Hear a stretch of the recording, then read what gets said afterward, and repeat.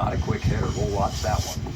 All right, Pix 11 is your local election headquarters. With early voting underway, voters in our area turning into two big races. The election for New Jersey's next governor, as well as the race for New York City mayor. Our Julie Millet now with a look at the first numbers coming in and some other initiatives that are on the ballot. Julie, what are we seeing? Well, we're hearing a lot from voters. I was out there at the polls yesterday talking to them about the issues that matter to them, and a lot of them turned out yesterday for that first day of early voting. Nearly 80,000 people across the 5 boroughs showing up to cast their ballot, many of them telling us this election feels too important to sit out.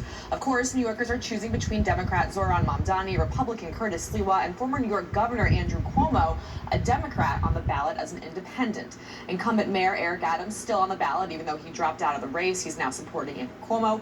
But there are also questions on the back of the ballot that voters may not be as familiar with. The most contentious questions involve affordable housing. Mayor Eric Adams and his administration are backing 3 initiatives that essentially strip power away from City Council and make it easier to build faster. That includes a Proposition 4, which creates a 3-person affordable housing appeals board made up of the mayor, speaker of the City Council, and the relevant borough presidents for projects ultimately killed by the City Council. Voters at the polls yesterday telling us housing, affordability, that's what they drove their decision at the ballot box. There's a lot of things that people care about, like affordability and the housing.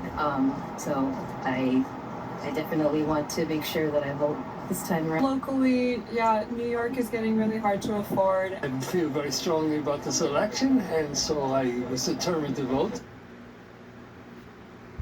National attention here in the city. There are other races taking place as well. They include the race for city comptroller, public advocate, district attorney, and a few city council seats. Early voting runs through November 2nd, John, here in New York City at least, and polling sites open widely on November 4th, election day. That governor's race and the mayor's race are just so big that it's really overshadowing a lot that's going on. Yeah, that's true. Julie, thank you very much. All right, some hard